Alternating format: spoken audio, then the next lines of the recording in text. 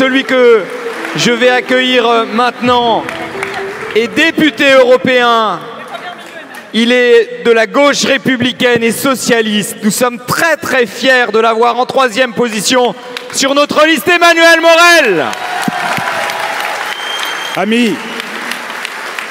Amis, camarades, il reste une semaine, mais on peut déjà être fiers de ce que nous avons accompli ensemble.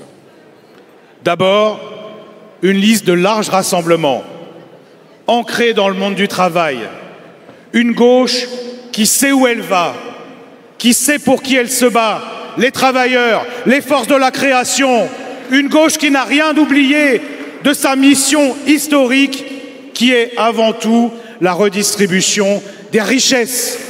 Oui, les salaires, les retraites, les services publics, c'est ça qui nous motive avant tout à l'occasion de cette campagne. Une gauche en un mot, de combat, de rupture, fidèle à l'héritage de Jean Jaurès, celui de la République sociale et laïque. Et puisqu'on parle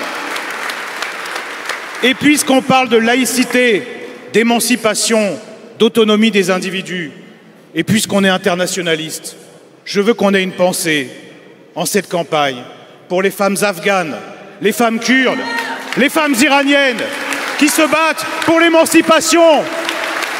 Et franchement, oui,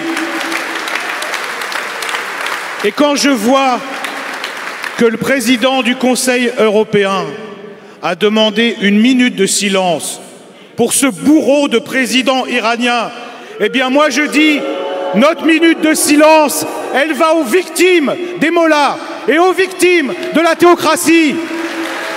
Et oui, ça fait partie aussi de nos engagements. Mais l'essentiel dans cette campagne, et je le dis ici solennellement à Marseille, cette terre de résistance, c'est que nous avons incarné au fur et à mesure que se déroulait la campagne, la résistance implacable, déterminée, inlassable à l'extrême droite représentée à l'occasion de cette élection. Et je le dis, je ne sais pas où est Léon, il doit être derrière, mais quand j'ai vu ce jeune homme de 28 ans agressé littéralement, et il avait raison, Jordan Bardella, pour démasquer le visage hideux, son arrogance, son vide.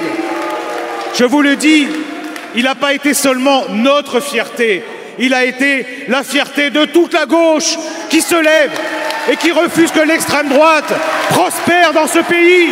Merci Léon, merci d'avoir fait ça.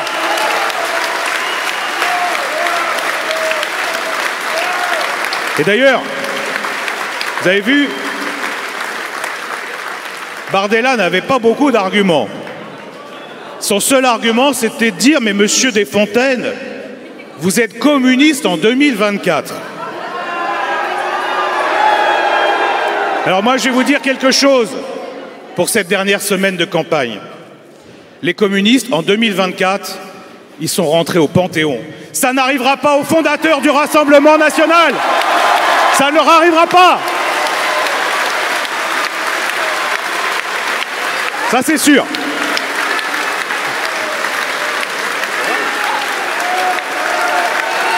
Résistance à l'extrême droite.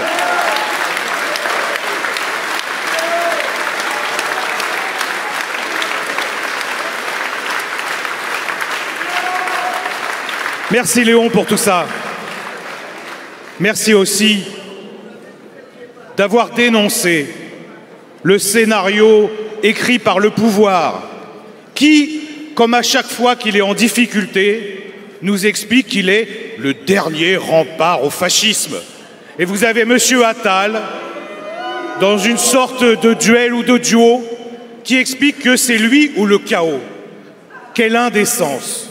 Quand ces gens, cette semaine, vont encore aggraver la désespérance et la précarité en choisissant pour la 3e fois en 7 ans de réduire la durée d'indemnisation du chômage dans ce pays. Mais quelle honte! Quelle honte! Alors oui, Léon, j'en finis. Je n'ai même pas encore commencé à parler d'Europe, c'est chiant, hein. C'est comme ça. Il a eu raison de dénoncer les mensonges des macronistes.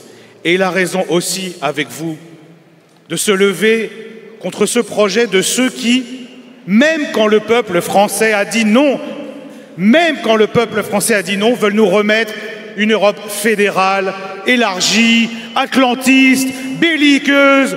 Nous n'en voulons pas. Et l'occasion, elle est rêvée. C'est dans une semaine. C'est de dire oui à la coopération, oui à la solidarité, non à la compétition entre les travailleurs, non à l'élargissement avec le dumping social. Ça, c'est à portée de main. Encore une fois, il reste une semaine. 5%, 5 ou 6 députés de plus. Pour nous, la gauche, 5 ou 6 députés de moins pour la droite et l'extrême droite. Il y a une nouvelle campagne qui commence. C'est maintenant. On a besoin de vous tous. Et ensemble, la semaine prochaine, nous fêterons cet événement formidable qui aura permis de redonner des couleurs, des belles couleurs, rouges, notamment, à la France belle et rebelle qui fait battre nos cœurs à l'unisson. Merci camarades, encore une semaine.